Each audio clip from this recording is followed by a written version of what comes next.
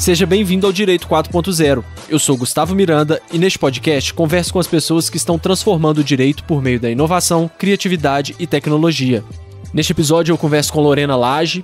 Ela é advogada especialista em startups e empresas de base tecnológica, é sócia do escritório Lage Oliveira, coordenadora do curso de pós-graduação em Direito e Tecnologia da Faculdade Arnaldo. Ela é diretora de conteúdos e de relações com a academia da Comissão de Direito para Startups da OAB, aqui de Minas, e é uma grande entusiasta por direito, inovação, tecnologia e empreendedorismo. Nós falamos muito sobre como é advogar para startups, as diferenças entre advogar para empresas tradicionais e advogar para startups, o novo papel do advogado como um parceiro que ajuda na busca de soluções para o negócio do cliente e não apenas um conhecedor da lei e transmissor desse conhecimento. Falamos também de como que a linguagem, o ambiente do escritório, até mesmo o jeito que o advogado se veste interfere na forma de se conectar com o cliente. É um episódio que está muito legal para quem se interessa sobre startups e lawtechs, legaltechs e como que é advogar para startup. Super recomendo. E, como sempre, todos os links, referências, livros, tudo que a gente comentou neste podcast, cursos, estão na descrição do episódio. Beleza? Vamos nessa? Então, Lorena, muito obrigado pela sua presença no podcast, viu? É um prazer estar com você aqui. Você é advogada de startup e de empresa com base tecnológica. Eu acho que é importante a gente começar do básico, do o que é uma startup, porque hoje em dia virou modinha, né? Startup, todo mundo tem startup. E muitas pessoas estão usando esse conceito errado, né? Falando de empresa como se fosse uma startup, que na verdade não é startup. Como se fosse sinônimo de uma empresa que está começando. Então, startup virou sinônimo de empresa que está começando. E não é bem isso, né? O que é uma startup? Isso mesmo, Gustavo. Antes de qualquer coisa, eu queria agradecer pelo convite. É um enorme prazer conversar com você. De fato, é bom começar pelo início. Realmente virou um termo, né, muito comum, todo mundo está utilizando, é até muito errado, né? Tem gente falando que tem startup e não tem startup. A startup é basicamente o que a gente distingue de outras empresas, da possibilidade dela escalar, dela crescer rapidamente, atuar de forma disruptiva, com iniciativas muito inovadoras de algo que não se imaginava, não se esperava. E aí que a gente fala do meio incerto, né? Uma startup não sabe se tem chance dela dar certo efetivamente com aquele produto ou serviço que ela presta.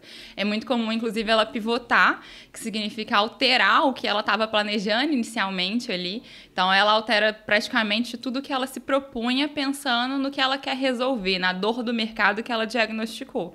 Uber é sempre o maior dos exemplos para falar de startup, justamente pela questão de ter sido disruptivo e da famosa brincadeira, né? Alguns anos atrás, sua mãe falava para você não entrar num carro de um desconhecido, não aceitar a bebida de um desconhecido, não pegar a balinha de um desconhecido. E é o que a gente faz hoje, né? E é exatamente o que a gente faz com tranquilidade. É o diferencial, né, deles. Exato. Então, justamente você pensar em algo, ter uma ideia de algo disruptivo, inovador, que você nem imagina se vai dar certo no mercado, utilizando uma base tecnológica, né? A alta tecnologia e é bem valorizada para se considerar uma startup.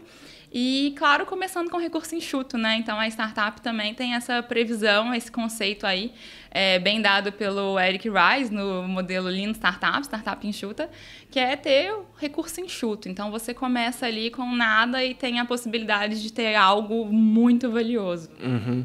E o seu escritório é aqui em Belo Horizonte, né? Para quem não sabe. E tem muita gente também que não sabe que Belo Horizonte é um centro de muitas startups que hoje tem até dimensão nacional e até internacional, né? Começou, acho que lá, o movimento em si de startup aqui lá na São Pedro Valley, né? Isso, acho que 2011, lá atrás. Exato. E nós temos Simpla, tem Maxmilia, tem Sambatec, tem várias startups muito conhecidas. E o que eu queria saber, assim, como que começou esse seu interesse por startups? Foi sempre na faculdade, você falou, eu quero mexer com isso? Ou foi uma coisa que foi, ao longo do tempo, você foi desenvolvendo esse interesse? Realmente, muita gente não imagina o quanto Belo Horizonte é desenvolvida hoje nesse meio, né? O nosso ecossistema, o que a gente conseguiu formar, o que a gente tem conseguido formar e desenvolver aqui é sensacional. Já tem alguns índices aí que colocam Belo Horizonte como a segunda, né, capital das startups no Brasil, a segunda cidade, na verdade, e isso nos destaca muito, mas eu acho que como bons mineiros que somos, calados, a gente nem mostra tanto isso pro Brasil. Quando eu vou em outras cidades, outros estados e conto o que acontece aqui, todo mundo fica abismado. E até gente daqui mesmo não sabe disso, né? Isso, esse é o grande ponto. A gente fala muito que a gente vive quase que numa bolha. E essa bolha existe de verdade. Quando eu conto para amigos próximos meus, assim, que devem me achar uma doida quando vem no meu Instagram, que eu falo, o que eu faço, onde eu frequento, porque eles não entendem, né? Basicamente, não entendem o que a gente faz, o que a gente passa, como que é esse meio colaborativo. As pessoas até, às vezes, duvidam das coisas que a gente conta que acontecem nesse meio. E, realmente, aqui em Belo Horizonte mesmo, não se sabe o quanto esse meio é desenvolvido, o que acontece por aqui. Sempre que eu falo para pessoas que estão fora dessa bolha, a gente percebe isso. Mas é um ambiente realmente muito propício, né? De tudo que a gente precisa para desenvolver melhor uma startup, a gente tem aqui em Belo Horizonte. E a gente tem se desenvolvido nesse sentido. Eu realmente, na faculdade ainda, pra te falar a verdade, nem imaginava o que era uma startup. É mesmo? Eu sempre gostei muito de tecnologia. Na faculdade, eu não tive disciplinas relacionadas a tecnologia no direito, nada relacionado ao direito digital também, mas eu gostava muito de contratos eletrônicos, minha área era mais contrato civil, e a parte de contratos eletrônicos me encantava muito. Você formou em que ano? Eu formei em 2015. 2015. E aí eu pesquisando, tava procurando lá o que eu ia falar no meu trabalho de conclusão de curso, né? Aquele momento de pesquisa. Ganhei um livro do meu sogro até. E nesse livro tinha um tópico lá de contratos eletrônicos. E eu comecei a ler, me empolguei pelo tema e comecei a pesquisar essa parte de tecnologia. Então, a partir dali, eu realmente me encantei pela parte do direito digital e fui pesquisando, mas sempre de forma autodidata. Aqui em Belo Horizonte a gente não tinha curso, e no Brasil, inclusive, quando eu pesquisava, buscava algo, até em São Paulo mesmo, que existia um curso à época, ele já estava inativo, ninguém movimentava esse meio. E eu fui pesquisando sempre de forma autodidata, fui para pós-graduação. Na pós-graduação, eu segui com esses estudos e também sem ter ninguém lá. A minha pós-graduação foi em Direito Civil, mas nada relacionado à tecnologia. E eu puxei, inclusive, levei meu orientador da época para seguir o doutorado dentro de Direito Digital, porque ele também... Topou? Ele topou, ele super se encantou pelo projeto. A gente até publicou esse trabalho que eu fiz à época. Em um livro do primeiro congresso de Direito e Tecnologia aqui do Brasil, lá em Brasília. E eu fui pesquisando. Dentro dessa pesquisa, quando eu pensei em abrir meu escritório, pensei em abrir para levar o preventivo jurídico, mudar um pouco essa cultura litigiosa, né, do Brasil, tentar ver se a gente conseguia ajudar um pouco mais os empresários nessa parte preventiva.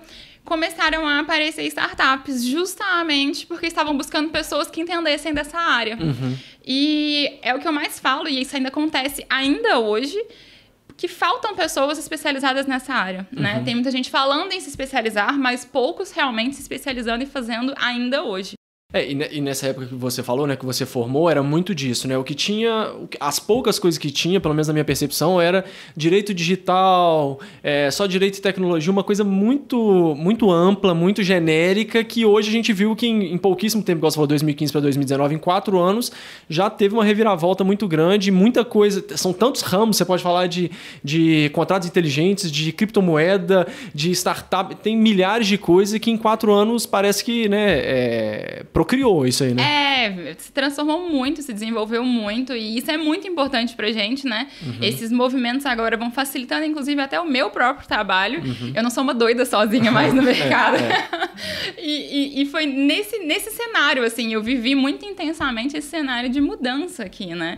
Então, quando eu comecei a ir me envolvendo cada vez mais, essas empresas foram aparecendo, e eu fui vendo o quanto era um ambiente muito melhor para se trabalhar dentro da minha visão, né? Questão de perfil também. Encaixava muito com o meu perfil. Quando eu conversava com empreendedores de startup e via a possibilidade de agregar valor de verdade para o mercado deles, de uma forma bem diferente do mercado tradicional, que não entendia e ainda acho que não entende o valor de um advogado, né? Como alguém que pode agregar ali no nosso foco, que já era o preventivo jurídico. Eu vi que com as startups eu tinha essa possibilidade. Startup não quer processo, não quer litígio, não quer ter problema. A startup, na verdade, quer conseguir se desenvolver mitigando ao máximo as chances de problemas dela, né? Então, ela ouve muito o advogado, ela entende o que hoje todo mundo tem falado e eu prego muito, que é um advogado parceiro. Ela finalmente não, ela entende diferente do mercado tradicional. O que é ter um advogado parceiro para poder desenvolver um negócio sem ações judiciais. E isso é maravilhoso, né? Isso é algo que eu não conseguia com empresas tradicionais. E você chegou a advogar, então, para empresas tradicionais? Cheguei no primeiro para o segundo ano do escritório, a gente estava, inclusive, muito bem com empresas tradicionais. E até foi de cortar o coração que a gente começou a desfazer e repassar esses clientes, mas porque a gente tomou a decisão mesmo. Olha, é diferente, a forma de atuação é diferente. E para quem acha que não é, que é atuar da mesma forma, que o direito é tudo igual, que tudo é igual, eu ouço isso muito, vocês estão errados. Eu vivi isso na prática e não faz sentido a forma de agir, de atuar, de conversar. É bem diferente. Se você ficar mirando nos dois cantos, você tende a deixar os dois na mão. Você vai deixar essa oportunidade passar nos dois cantos. Então, não acho legal e a gente viu que se era o que a gente queria.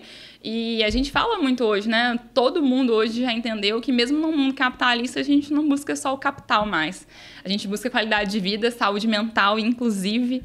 E foi o que a gente percebeu aqui no escritório, que nesse meio a gente conseguiria atingir mais o nosso objetivo, o nosso propósito, tudo que a gente já pensava para o escritório com startups. E aí a gente começou a repassar esses nossos clientes tradicionais, o que a gente tinha, e começou a focar 100% nesse mercado.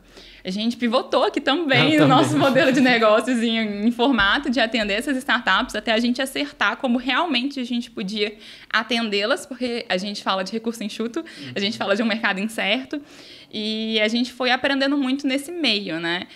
Eu falo, e sempre dou essa dica, e poucas pessoas percebem, que para atender de verdade uma startup, para conseguir se tornar esse advogado parceiro que eu tanto falo, você precisa entender a jornada do empreendedor. Você precisa entender como que o empreendedor de uma startup vive, o que ele faz, quais são as fases que ele passa, quais são os momentos que ele passa. E aí sim a gente consegue entender como o meio jurídico entra nesse caminho, né? E o que você vê assim, de diferença do seu cliente da empresa tradicional para o seu cliente de startup, por exemplo?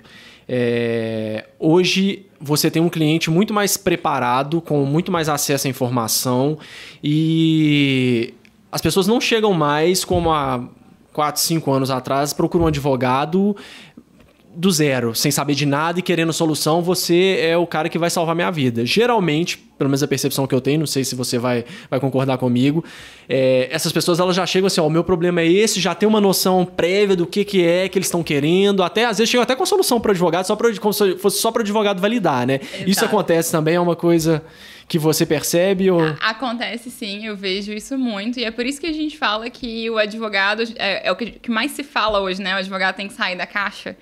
E é realmente isso, porque você ficar preso à legislação, a coisas que o seu cliente vai ver, isso aí você não vai ajudar ele em nada. A hora que ele jogar lá no Google, ele vai encontrar as informações e isso aí ele já tá sabendo. Então, se ele te procurou ainda assim, é porque ele tá buscando a solução e ele ainda não encontrou a solução. E a solução não está nesses detalhes jurídicos específicos. Ele está querendo que você visualize o cenário como um todo, que você consiga auxiliar de verdade nesse caminho que ele está traçando, nesse problema que ele está.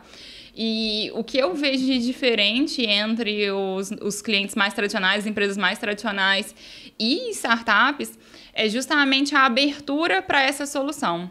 Um cliente tradicional também continua nesse mesmo... Eles continuam agindo dessa mesma forma. Eles também estão pesquisando, eles também estão com acesso à informação e eles chegam com a informação pronta. A diferença entre esses dois lados é que o tradicional, ele chega com tudo pronto e ele quer aquilo ali e acabou. E pronto. Só executa aí pra mim. Entendi. Então, ele não tá disposto a te ouvir, isso regra geral, tá? A gente sabe que tem exceções, mas o que a gente vivenciou é que ele nem quer te ouvir, ele já quer a proposta pra isso, inclusive ele já acha que ele já trouxe a solução, então ele coloca lá embaixo o quanto você pode cobrar. Seu valor também, né? Ele joga, advogado não tá nem valendo nada pra ele ali, é só um executor de algo que ele já resolveu na cabeça dele, e ele nem quer tanto ouvir. E por outro lado, quando uma startup chega, por mais que ela já tenha pesquisado, que ela já tenha encontrado, ela está aberta, e ela está aberta a resolver além do pensamento jurídico, e ela quer isso, inclusive. Então, ela joga a carta na mesa, joga o que ela pesquisou, o que ela quer, o que ela imagina, mas, normalmente, o empreendedor de uma startup consegue nos ouvir, e aí que tal que eu falei, de eu sentir que eles entendem o nosso valor, que eles vão se abrindo, né? Então, eles vêm trazendo o que eles falam pra gente, a gente vai comentando e compartilhando estratégias e pensando em coisas além, e normalmente eles vão junto com a gente. Então, a gente se torna realmente um time, de poder apostar em conjunto numa decisão que a gente toma, uma estratégia que a gente toma. Então, a grande diferença para mim é essa, a abertura do empreendedor de uma startup, até porque ele está acostumado a correr riscos, ele está acostumado com o que é diferente, e se ele encontrar alguém, um advogado parceiro que consegue ter esse mesmo pensamento que ele se abre totalmente e está disposto a tentar outras coisas, a ouvir mais e entende, compreende de verdade o valor do advogado. E isso também impacta diretamente no próprio advogado, né? Porque o advogado que advoga ou que quer advogar para uma startup, ele não pode simplesmente focar, óbvio.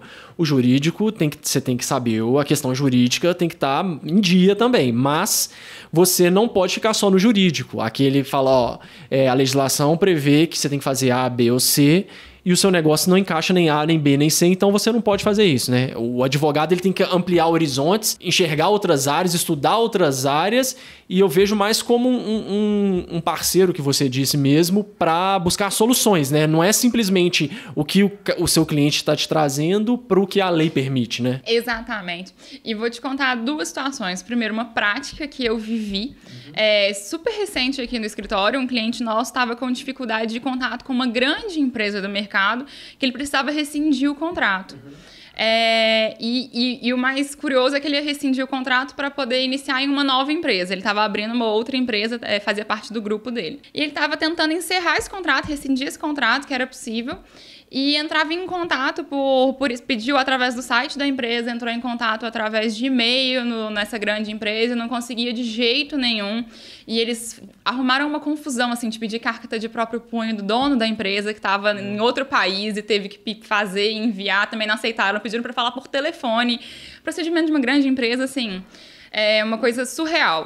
E aí ele chegou desesperado: Lorena, não tô conseguindo fechar a empresa, já tem 3 meses por isso, né? O que eu faço? E aí, se advogado tradicional pensando no puro e simples, bom, agora o que a gente vai fazer? Uma ação de rescisão contratual, né?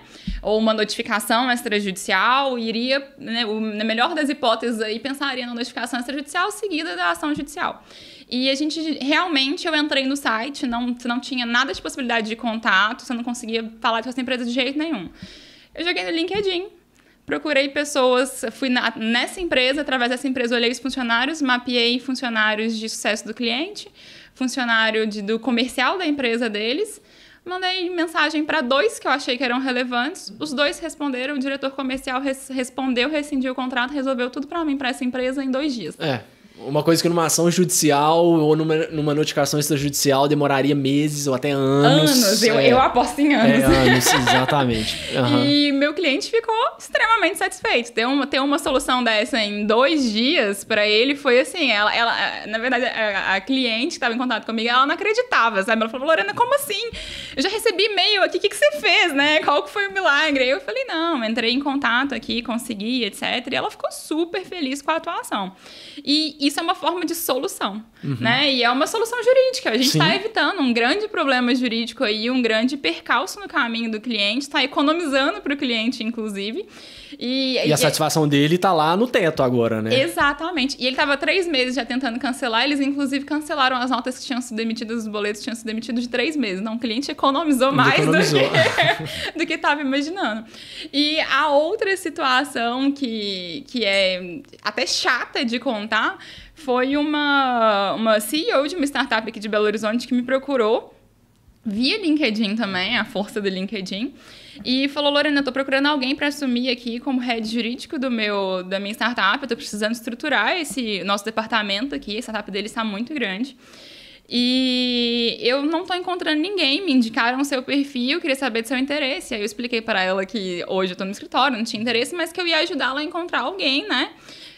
Divulguei a vaga para eles. Falei com ela, olha, com certeza você vai encontrar, né? A gente tem aqui hoje muito advogado preparado. Nosso meio tá cheio de gente, pelo menos dentro da modinha, falando que atua e que tá preparado. Então, divulguei. Várias pessoas me mandaram mensagem, divulguei no meu Instagram, divulguei em alguns grupos que eu faço parte, até da Comissão de Direito para Startups aqui da UABMG. E várias pessoas mandaram currículo. Ela entrou em contato comigo 2 semanas depois. E eu falei, e aí, né? Contratou? Deu certo e tal? Ela falou, Lorena, é sério que você não quer conversar com a gente?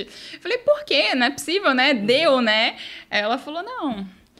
Simplesmente as pessoas, e aí ela usou esse termo, não conseguem sair do seu terninho. O que eu fiz foi aqui no nosso espaço, eu convidava para uma conversa, expunha alguma situação e pedia para a pessoa me falar como ela poderia resolver de uma forma muito informal. Essa foi a entrevista. E tudo que eu expunha para todas as pessoas sempre começava com uma resposta assim: o artigo 421 do Código Civil ou o Código de Defesa do Consumidor dispõe que... Sabe, não é isso que esse meio quer, não é isso que ela tá esperando. Se ela quisesse saber da lei, ela tinha jogado no Google e ela ia descobrir. E era uma entrevista que ela estava querendo saber além. Então, esses 2 cenários, assim, conseguem nos mostrar o quanto o advogado precisa, de fato, pensar um pouco além, nem só um pouco, né? Precisa pensar e muito além do que a gente estava acostumado, do que a gente foi ensinado. A gente já tem essa... Você tocou num ponto que é muito interessante. A gente já tem essa... Desde a faculdade, até porque a gente não foi... É uma coisa nova, né? Assim, a faculdade não consegue acompanhar com a velocidade as coisas que estão acontecendo e a gente sempre teve essa formação mais quadradona do advogado de terninho, pastinha, e pra gente é muito difícil sair. E quando você chega num cliente que tem um perfil, a primeira coisa, você está independentemente de qualquer, né, de ser startup ou não, você tem que estar falando a linguagem do seu cliente, né? Você tem que estar alinhado para ele poder te entender e você conseguir vender o seu serviço para ele. Para startup é a mesma coisa, só que para startup eu acho que fica mais difícil porque a gente tem que se despir dessas coisas todas, né? Então, assim, não adianta você querer chegar numa empresa super moderna de terninho, pastinha, gravata e tal, que a primeira impressão já não vai colar, né? Depois você chega falando juridiquês, o artigo tal, aí começa a colocar esse monte de empecilho. Como que vocês aqui no escritório, vocês tratam dessa situação? De linguagem, de contrato, de conteúdo, enfim, como é que vocês tratam isso? Foi um aprendizado muito grande pra gente, porque, como você bem destacou, a faculdade não consegue acompanhar esses desenvolvimentos e ainda não ensina, né? Ainda hoje, a maior parte das instituições de ensino não ensinam como que é de verdade a atuação prática do advogado, além das práticas técnicas, né? Então, a gente sabe hoje que quando a gente sai da faculdade, se você quer advogar, se você quer seguir por esse caminho, a gente tem que aprender 1 milhão de coisas que a gente não sabia. Então, a gente tem que aprender de marketing, a gente tem que aprender de contabilidade, de financeiro, de prospecção. De liderança. De liderança, de gestão, né? É um aprendizado muito grande. E isso é muito importante e faz parte até do nosso lidar com o cliente. E não só para a startup, esse que está o grande erro. A gente tem que acompanhar o nosso cliente, entender o perfil do cliente, independentemente da área. A questão é que no meio de startup não encaixa de jeito nenhum com o formato tradicional do advogado que a gente foi ensinado. Mas vamos pensar aqui, um advogado, até para não ficar preso falando que só o meio da advocacia para startups que é diferente. Se você saiu da faculdade e quer atuar com direito previdenciário, né? Seu foco ali, um perfil, vamos imaginar, de pessoas 60 a 80 anos. A sua forma de falar tem que ser diferente. A sua forma de vestir também tem que ser diferente. Não adianta você chegar ali extremamente formal, que você não vai conseguir a conexão com o cliente.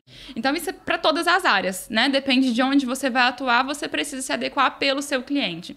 Isso não nos foi ensinado, porque pra gente, e eu falo isso com muita tristeza, sempre fui ensinada na faculdade que o cliente depende da gente. Que nós somos essenciais à justiça, né? Quantas vezes a gente não ouviu isso? Tá na Constituição? Tá na Constituição e pronto. Então, a gente tem que ficar no nosso escritório esperando o cliente aparecer, sem poder fazer marketing, publicidade, nada, sentadinho esperando o cliente passar e bater na sua porta. E porque ele, inclusive, tem que ir ao seu escritório, né? Você não pode divulgar. Não. Isso... E a gente vê que isso não é a realidade. E aí, quando a gente fala, aí sim, vou atuar para startup. Bom, quando eu virei a chave e falei, ok, eu vou atender só startup, eu percebi que, como boa gestora que eu tive que aprender a ser, né, eu tive que perceber que tinha diversas mudanças a serem feitas. E eu era muito tradicional, eu era do juridiquês, porque foi assim que eu fui ensinada, né? E por mais que eu não me sentisse tão bem, eu não me sentia tão bem quanto eu me sinto hoje, foi o que eu fui acostumada, foi o que eu fui ensinada, e eu tava ali vivendo aquilo e achando que aquilo era o certo também. Então, eu fui seguindo naquele formato, até que quando eu fui atuar para startups, eu falei, poxa, né? Não é assim. Eu comecei primeiro atendendo os dois lados. No inicinho, a gente ficou aí alguns meses, assim, ainda atendendo tradicional e startup. E na nossa sala de reunião, quando vinha um cliente tradicional, a sala extremamente formal, tudo muito sério, a gente via, e é verdade mesmo, alguns clientes a gente via que eles vinham com um terno que, assim, eles nunca usaram, sabe? Aquele terno grande. O empreendedor, ele não devia usar aquele terno nunca, devia ser o terno de festa de 15 anos que ele ia lá, ou do pai dele, algum terno que ele guardou lá. E aí ele apareceu com aquele terno super desconfortável e ele não se abria com a gente para conversar. Sempre muito fechado, as conversas não rendiam tanto. E a gente foi pensando, o que a gente pode fazer para melhorar esse cenário? Como a gente pode cativar mais esse cliente? Como a gente pode... né? Empatia, deixa eu me colocar no lugar dele. O que ele espera? O que ele quer? Porque a última coisa que você quer é um cliente no seu escritório totalmente desconfortável, né? Exatamente. Ele já tá lá com um problema, uma carga emocional, porque ele não tá lá feliz. Geralmente, quem procura um advogado, ele não tá ali porque ele, não sei, vou no escritório hoje. Exatamente. Então, ele, além de tudo, ele ainda vai se sentir desconfortável, vai só piorando a situação, né? Exatamente. E o nosso escritório era extremamente formal. A gente brinca que madeira só não tinha as peças de mármore, mas era bem formal. E aí a gente foi pensando, bom, vamos começar por uma pequena reforma. E não tô falando de nada caro, porque quando as pessoas pensam, então tá, você fez uma super reforma e tal. Não, né? Pequenas coisas, pintura, itens que pudessem fazer mais sentido, deixar a sala mais aconchegante. Fomos fazendo pequenas adequações que fizessem sentido para que o cliente se sentisse mais em casa, né? Dentro do meio dele. E por aí começaram as mudanças. De repente, já vi que meu sócio não fazia sentido ele usar terno, porque nenhum dos nossos clientes dava terno e gerava esse desconforto. Então, para alegria dele, ele foi se liberando do terno. Olha que ele amava, ele foi se liberando do terno. Eu, do salto alto, dos terninhos também usava. E eu ia vendo que eu não tinha essa conexão efetiva com o cliente, né? E também não fazia sentido mais. Eu ficava pensando, pra quê, né? É isso que ele tá esperando? É essa aparência? Não era. E realmente não era. Depois que a gente mudou, a gente viu o quanto a gente conseguia mais conexão com os nossos clientes. E aí a gente foi natural. O restante das mudanças foram vindo de forma natural. Então, assim, para mim, primeiro você tem que entender quem que é seu público, né? Qual que é o perfil desse público, o que ele espera dentro dessa atuação. Você começa mudando e entendendo ele para só depois partir para as mudanças efetivas. Então, é o que a gente sempre fala, tem muita gente que tenta pular para tecnologia de uma vez, então eu vou contratar aqui diversas tecnologias para facilitar o meu contato com o cliente. Calma, né? Primeiro, às vezes, é uma planilha que vai te resolver, às vezes é exatamente a mesma coisa nessa adequação. Primeiro, entende quem que é seu cliente, o que está fazendo sentido para ele. E aí, gradativamente, de forma natural, você vai alterando o que faz sentido. E a gente vai alterando do início ali de uma decoração básica, nossa forma de vestir, nossa forma de falar. E hoje isso é muito tranquilo pra gente, é muito natural. Hoje falar dessa mudança, pra mim, nem parece uma mudança drástica mais. Mas eu sei que foi, né? Eu sei, e eu tava até comentando com você antes da gente começar aqui, que 5 anos atrás quem me conhecia, hoje não reconhece quem eu sou. fala, poxa, né? Com que momento que você se transformou aí, Lorena? E pra mim hoje parece algo muito natural. Pra mim, essa sou eu. A gente tá até conversando que eu falei, eu não consigo te imaginar dessa forma mais tímida, falando juridiquês, porque eu já te conheço, a gente já participou de alguns eventos juntos e tudo mais, então assim, eu já te conheço nessa sua segunda fase. Né? Então eu não consigo realmente te ver como a advogadazinha do ternozinho e falando artigo tal, é uma visão totalmente diferente. E eu era, então é possível pra todo mundo. A esperança. Outra coisa que eu acho interessante também que eu vi, vocês até, isso impactou até na forma de apresentar um produto. Vocês criaram vários tipos de produtos diferentes para atender os mais diversos tipos de estágios de startups, né? Conta pra gente como é que foi isso aí, essa construção desses produtos que são totalmente diferentes do contrato mensal que a gente tem normalmente os advogados costumam cobrar das empresas tradicionais. O que eu fiz, basicamente, foi começar a pensar como uma empreendedora. Que é tudo que nos ensinam a não ser na faculdade de Direito. E quando eu falo e dou a dica, se você quer atuar para startup, vai entender a jornada do empreendedor, não é nem só para você atender o empreendedor bem, mas o conhecimento que vem para a gente também é maravilhoso. Então, todos os eventos que eu ia de empreendedorismo e não tinha nada de jurídico, eu tinha sempre duas intenções. Uma, entender aqueles clientes, entender aquelas pessoas, entender o que eles estavam passando, mas também pegar conhecimento para mim. E eu fui começar a pensar como eles, né? Além de pensar numa tabela de honorários da OAB instituída, eu queria entender como precificar, como monetizar, como faria sentido dentro do que eles fazem. E fui entender como é para eles esse mercado de recurso enxuto, quais seriam as possibilidades que eles teriam ali. Então, eu fui realmente a campo entender isso. E aí, aqui, a gente chegou à conclusão, algumas conclusões, né?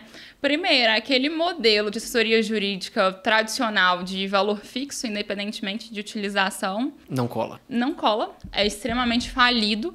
E a gente percebeu isso porque, num primeiro mês que o cliente entra, para ele tá lindo.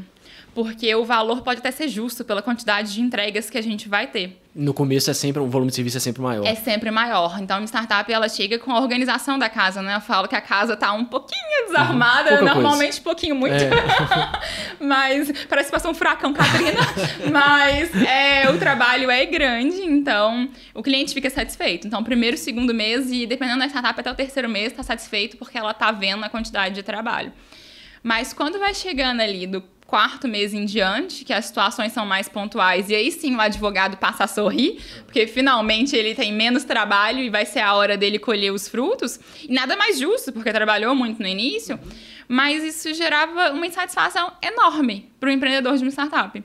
Porque para ele esse período aí de um período fixo de 12, 24 meses de valor fixo de advogado, passava a ser uma coisa inútil. Poxa, ele não tá fazendo nada por mim, ou vou mandar algo só porque ele não tá fazendo nada lá, tipo, mandar alguma coisa. Isso tornava uma relação nada confortável. E o que a gente mais precisa nesse meio de startup é uma relação confortável de parceria. Se não for para ser assim, não funciona. E, inclusive, aqui no escritório, a gente tem muito isso, de sentir quem é o cliente. Às vezes, o cliente é uma startup, mas não tem nosso perfil. E a gente tem o maior prazer, a maior tranquilidade de repassar para algum colega, porque a gente preza muito por isso. Tem que funcionar, tem que ser uma parceria de verdade. Tem que estar muito bem alinhado entre o escritório e o que ele pretende. E a gente tem que saber entender isso. Não são todas as startups que vão ser o nosso perfil e querer abraçar o mundo. Até dentro de um nicho como esse, você precisa entender o que faz sentido. E aí a gente viu que esse formato era muito falido.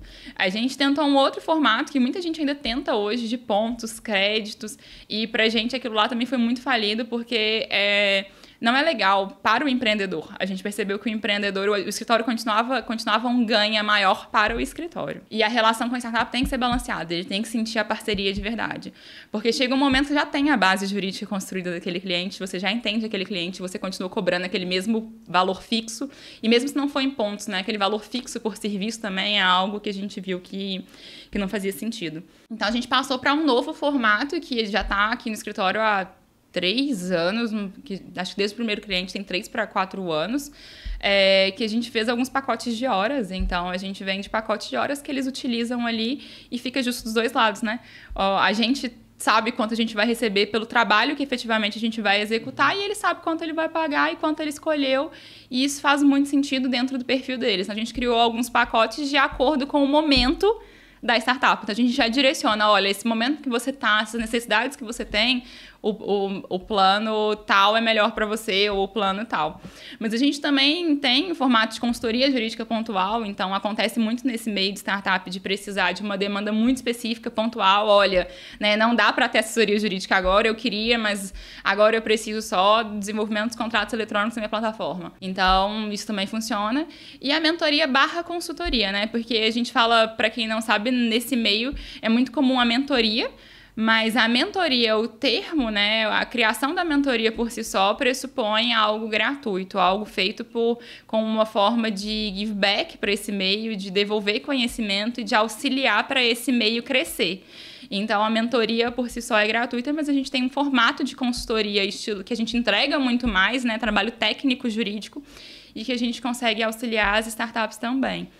E como que fica esse equilíbrio de... Porque geralmente, né, vamos pegar principalmente as startups de early stage, elas não têm um fluxo de caixa muito bom e a gente já não tem muito cultura de ter um advogado assessorando desde o início da empresa, né? E isso acaba sendo um problema para nós advogados também futuramente. Como que vocês conseguem equilibrar isso? Criar essa cultura de ter um advogado dentro da empresa desde o princípio e ao mesmo tempo cobrar um valor justo, porque é uma empresa que geralmente não tem um caixa muito elevado para gastar com o advogado. Eles estão focados no produto, em crescer e tudo mais. Como é que vocês equilibram isso?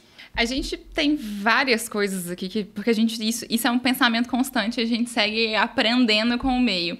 Mas a gente tem várias coisas que a gente adota aqui para conseguir melhorar esse meio. Em 2016 para 2017, que a gente estava iniciando essa atuação aí, de fato, inclusive, advogado era odiado nesse meio. Uhum. Odiado mesmo, assim. E é engraçado como realmente eu te asseguro que teve já uma mudança enorme no mindset de startups, pensando em como o advogado pode auxiliar. Lá em 2016, quando se falava de advogado, o empreendedor odiava, tinha preguiça porque era a pessoa da burocracia. E o que a gente começou a fazer? Que ia atrapalhar o negócio dele. Ele entendia como um obstáculo, como alguém que, na verdade, vai falar para fazer algo que nem faz sentido e que vai atrapalhar o que ele está fazendo ali para desenvolver o negócio dele. O que a gente começou a fazer, e eu queria que todos os advogados entendessem e fizessem também, né? Mostrar o nosso outro lado, né? Mostrar como a gente pode ser parceiro, como a gente está aqui para o preventivo. E o que eu fiz foi me inteirar muito nesse meio. Então, da mesma forma que eu estava recebendo muito conteúdo deles e indo nesses eventos de empreendedorismo, eu comecei a me colocar à disposição para ensinar para eles também. E aí eles começavam a conhecer um outro lado, né? E esses dias, inclusive, um dos nossos primeiros clientes lá no início de startup, eu encontrei ele numa maratona de empreendedorismo e eu tava falando sobre isso com ele. E ele falou, Lorena, depois que eu te conheci, advogado virou outra coisa na minha cabeça. E eu fico super feliz quando eu ouço isso, porque foi justamente a intenção, né? E eu vejo os frutos sendo colhidos hoje.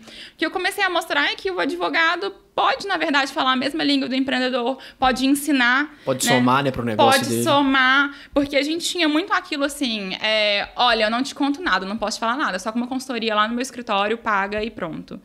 E, poxa, como que isso é vender? Vamos pensar fora da ótica do meio jurídico, do que a gente foi doutrinado e ensinado.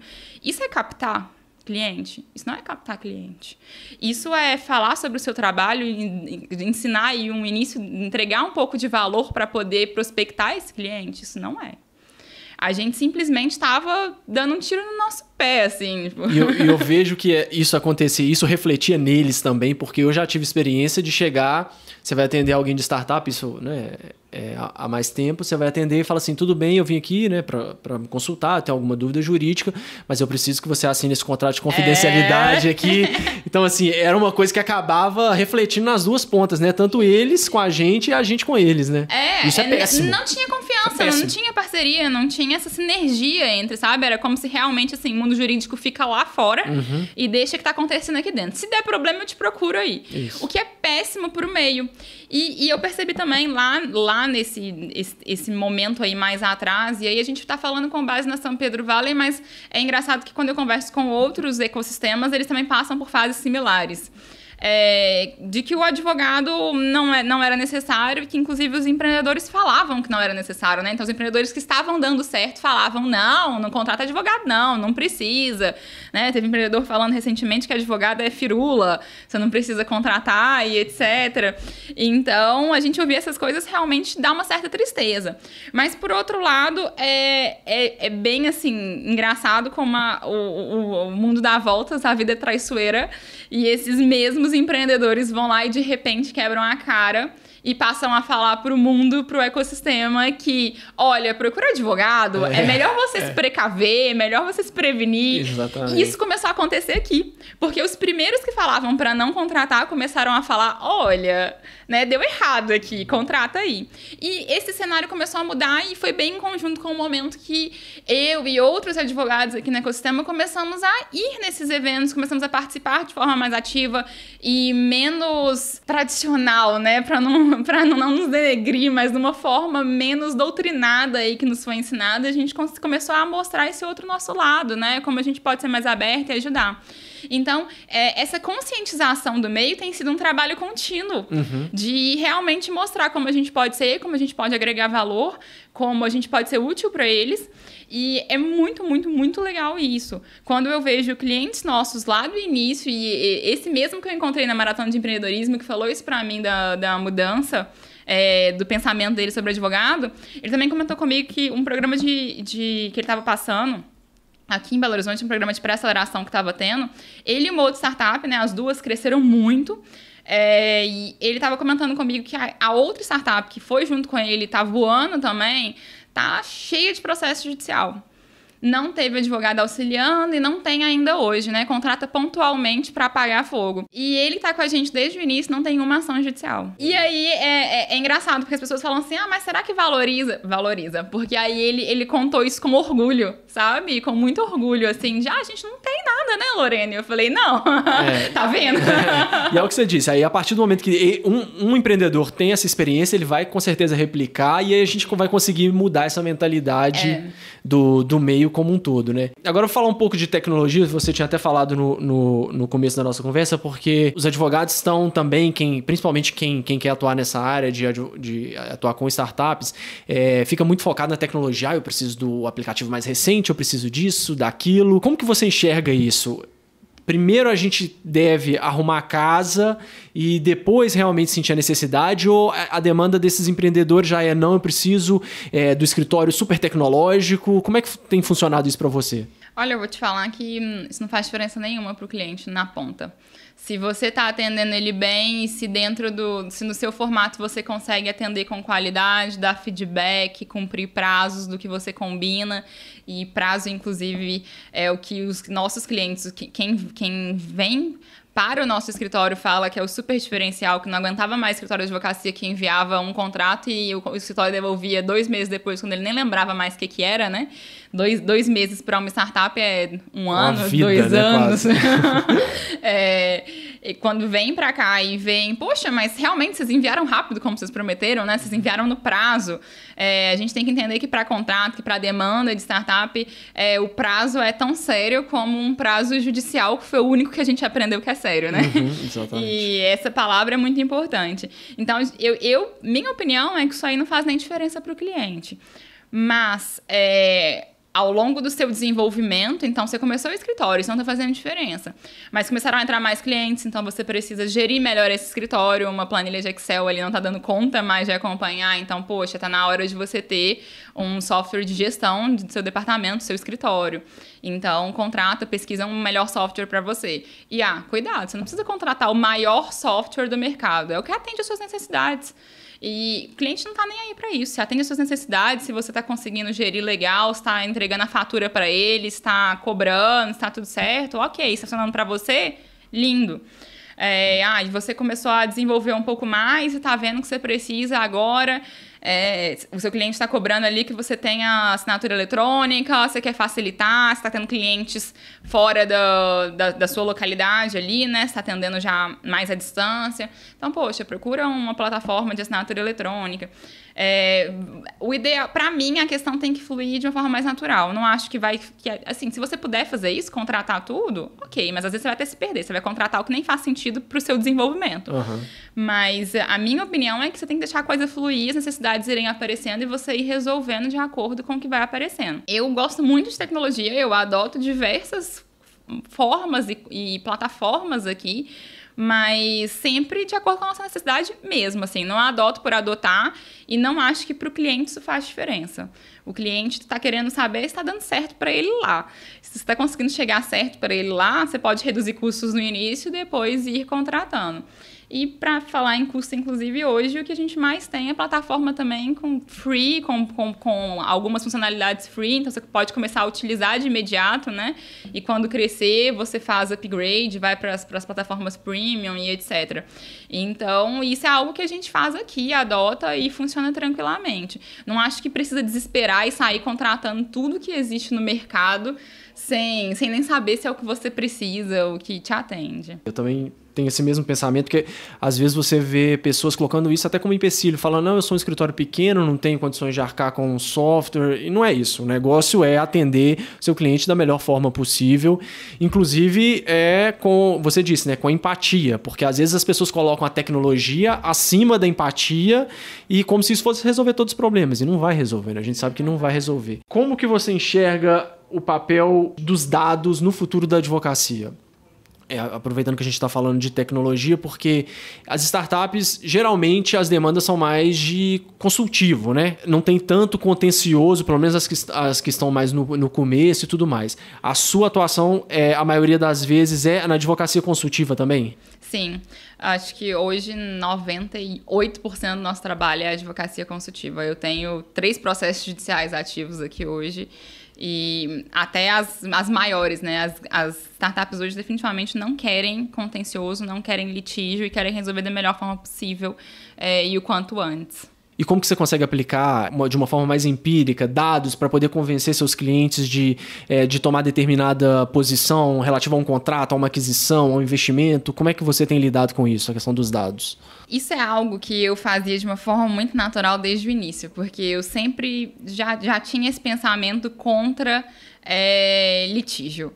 Eu via que você ir para o judiciário tinha que ser a última das opções. E principalmente pensando em startup, né? Porque quando eu tento pensar sempre que chega um cliente novo aqui, eu brinco com meu sócio Robert, como que a gente explicaria isso para um juiz? Uhum. Né? E a maior parte das vezes a gente acaba rindo, porque ele não ia entender de jeito nenhum o que a gente está falando que essa startup faz. E desde o início, eu falava isso com colegas advogados que me achavam doida, mas eu chegava a colocar para os nossos clientes, assim, em reunião e escrevendo para eles, olha, você tem essa ação judicial aqui hoje, se você nos contratar, a gente vai ganhar sim, nós vamos ganhar tanto para a parte judicial, para esse processo, vai gastar tanto com o judiciário, vai levar tanto tempo. Colocava tudo na mesa para ele e falava, se você ceder um pouquinho agora numa negociação extrajudicial, vai ser tanto e a gente vai resolver isso em tal prazo. E o cliente até às vezes assustava, né? Nossa, mas você vai ganhar menos, dependendo da situação. E eu falava, né? Não é disso que eu tô querendo. Eu tô querendo o seu sucesso, tô querendo que você dê certo, porque a gente vai continuar junto e eu preciso que seu negócio dê muito certo. E o seu sucesso é o meu sucesso. Com certeza. E isso sempre foi algo muito natural, sabe? Desde o início desse ponto básico de tentar colocar isso na mesa, isso sempre foi muito importante pra gente. E a gente tem cada vez mais tentado analisar o máximo de dados possível, assim. Então, algo que a gente começou a implementar agora e está fazendo uma análise mais aprofundada de NPS, né, Net Promoter Score, entender como que os nossos clientes estão avaliando o nosso trabalho, como que está o nosso desempenho. Para quem não sabe o que é NPS, conta pra gente um pouquinho. Todo mundo já recebeu aquele e-mail. Conte de 0 a 10, quanto você indicaria? É isso aí que você está dizendo, né? Exato. É entender qual que é a avaliação, né? Como que os nossos clientes nos avaliam, no nosso caso, né? Entender qual que é a visão deles sobre nós, entender o que tá bom para eles, o que não tá bom e qual que é a nossa pontuação final, né? Entendendo aí quem são os nossos clientes realmente promotores, quem fala bem da gente no mercado, quem são os clientes indiferentes e quem são os possíveis detratores, né? Quem, na verdade, não vai falar bem da gente no mercado. E a gente percebeu que é algo muito importante e a gente começou a estruturar para poder fazer a nossa avaliação. E eu acho que isso tem sido um aprendizado contínuo, sabe? A gente é muito humilde nesse sentido aqui, de ir entendendo passo a passo qual que é o momento que nós estamos e o que a gente precisa fazer. Então, ao longo da nossa evolução, sempre que a gente vê que tem uma necessidade, sempre que...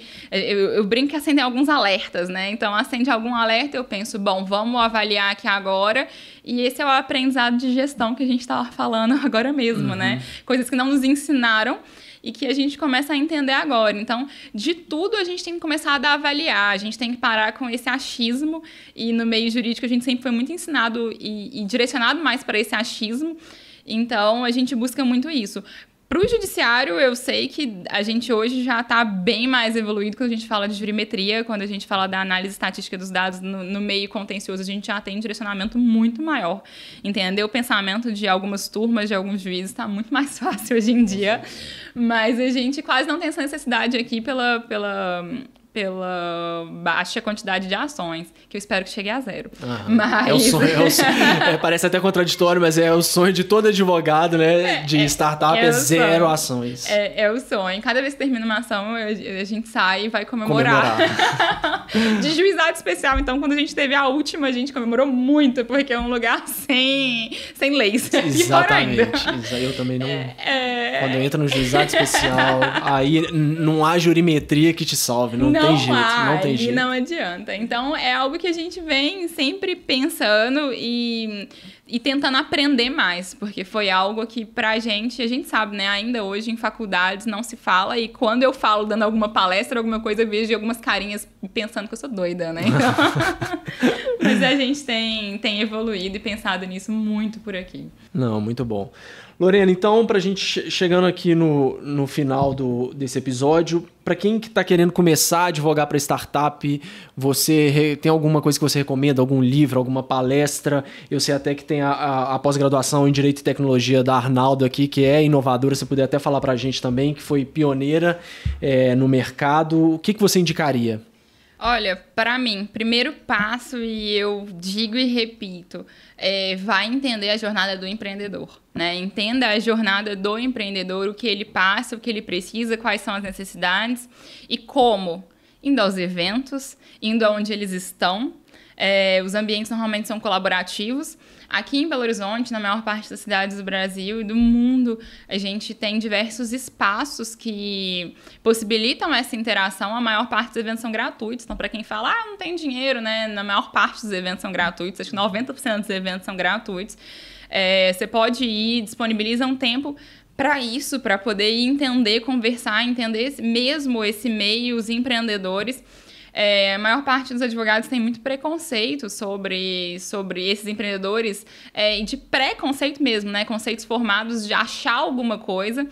E quando a gente tá junto com esses empreendedores, quando a gente vai no meio deles, quando a gente conversa com eles, é que a gente consegue ver realmente quais são as necessidades deles. Então, minha maior dica é essa. E o que a gente mais tem logo em seguida, que é a melhor das dicas também, é de conseguir entender o conteúdo jurídico para empreendedores. Então, hoje, o conhecimento está na palma da mão, então, online é o que a gente mais tem, mas também muitos eventos do meio jurídico ensinando mais sobre a advocacia para startups, com advogados como eu e vários outros que têm essa disponibilidade, que têm esse interesse. A gente sabe que concorrência, quem sofre por concorrência não está conseguindo entender, não está conseguindo se mostrar e fazer o seu. Se destacar, né? Se destacar nesse meio. Então, entregue conhecimento, ouça, vá nesses eventos, faça boas conexões. ao contrário do meio tradicional, que um advogado está querendo matar o outro, nesse meio que a gente mais prega a colaboração. Então, acontece com frequência aqui no escritório de não ser um cliente do meu perfil que eu indico, de outro advogado que me indica. É algo muito mais junto, assim. Então, quando acontecem problemas, alguma situação que eu tô precisando pensar, conversar, eu ligo para algum colega desse meio. É algo muito diferente do que se prega no meio tradicional. E isso a gente acabou aprendendo com as próprias startups, né? Que isso é muito comum para eles, né? Muito essa colaboratividade, até no próprio produto dele, né? Tem muitos produtos deles que são colaborativos e o meio também sendo colaborativo, a gente tá acabando pegando esses ideais deles e trazendo pro nosso mundo jurídico, né? Exatamente. E quando a gente fala, né? Muita gente tá na moda de falar do direito 4.0, da advocacia 4.0. Se a gente for parar para entender a essência disso, 4.0, quarta revolução industrial. E o nome que foi dado para a quarta revolução industrial é a revolução da colaboração. Então, se o advogado não entender o que é colaboração, ele não vai conseguir chegar nesse 4.0. Tá fora. Né? Então, sinto muito, ele já está fora e ele está sendo expurgado desse meio. O que a gente prega mesmo é a colaboração. Conhecimento a gente tem, conteúdo a gente tem, tecnologia é o que a gente mais tem de forma contínua. Mas se as pessoas não colaborarem, não interagirem entre si, para tudo isso funcionar, não vai funcionar, a cadeia quebra. Então, isso é muito importante pra gente hoje. E, além disso, se especializar, né? Isso é importante, buscar conhecimento mesmo. Sempre que possível, eu fiz recentemente uma turma que foi super legal de um curso de Jurídico 4.0 para ensinar advocacia na prática para startup. Foi sensacional. Eu tô tentando planejar a próxima, mas o tempo é que tá complicado. Mas, e a intenção e o foco desse meu curso foi justamente ensinar essa jornada do empreendedor. Eu falei para todos os alunos, falei, olha, que vocês vão menos ver aqui agora é a parte jurídica. Porque é entender essa jornada do empreendedor, entender o ecossistema, entender esse meio. Depois que você entende tudo isso, aí ok, né? Porque, querendo ou não, a gente estudou pelo menos 5 anos.